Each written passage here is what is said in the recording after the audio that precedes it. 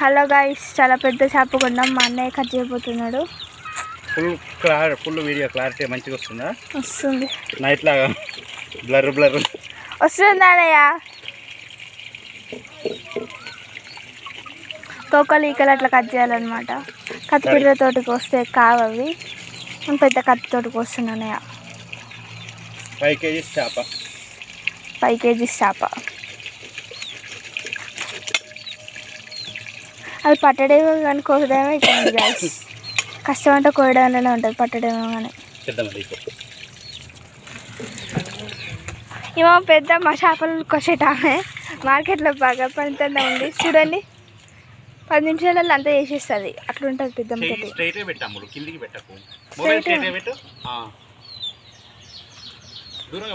కనిపించట్లేదమ్మా.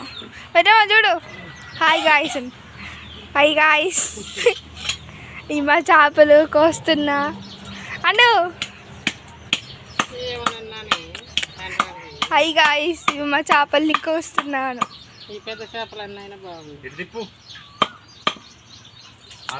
అవి చేపలు, ఇవి తోకలు ఈకలు, ఇవి మా పెద్దమ్మ.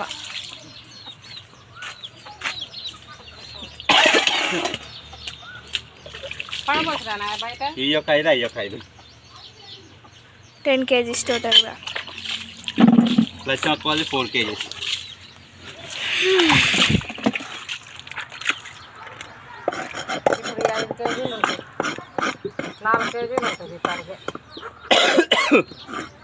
ఆ చేపలు కిలేనా?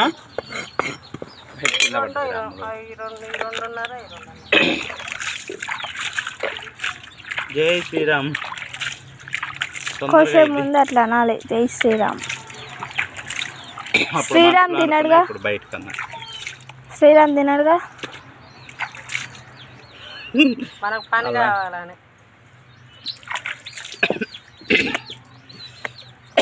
కత్తిపీటదేమా దేవుడు తినదు. నీకు ఎవరు తినరు. ఎల్లమ్మకు తప్ప. ఎల్లమ్మ, ఈదమ్మ, ముత్తాలమ్మ. వాళ్ళు ఎందుకు తింటారు?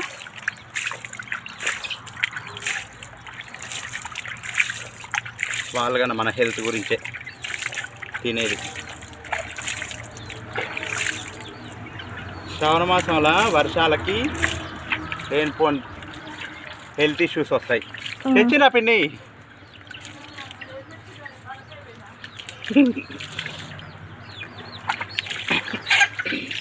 ఇది మా ఊరి చెరువులో పట్టిన చేప.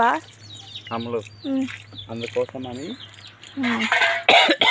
ఇమ్యూనిటీ పవర్ పెరగడానికి శ్రావణ మాసంలో వనవాసాలు బోనాలు ఉంటాయి, తెలుసా?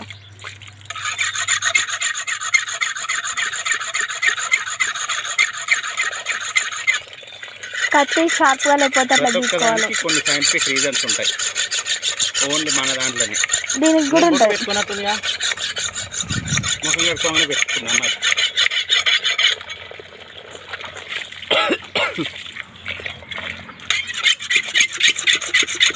దీనికి కూడా సైంటిఫిక్ రీజన్ ఉంటుంది. దేనికి? గీకనికి. అంతేగా మరి. ఏం పని లేక గీక్కుని అనుకుంటారు నీలాంటి ఎక్కిరోళ్ళు, కానీ ఇట్లా గీక్తే షార్ప్ అవుతుందని అందరికీ తెలియదు. తెలుసా? నాకు కొంతమంది తెలియదు కదా, నీకు తెలిసినా కదా. నాలంటే ఎక్కిరోళ్ళు అంటే ఏంది మరి? నువ్వు తెలుసున్నావు కాబట్టి ఇంకా నేను అనట్లే, వేరే వాళ్ళు అంటున్నా తెలియని వాళ్ళు. ఎట్లా మా సగానికి పోయినా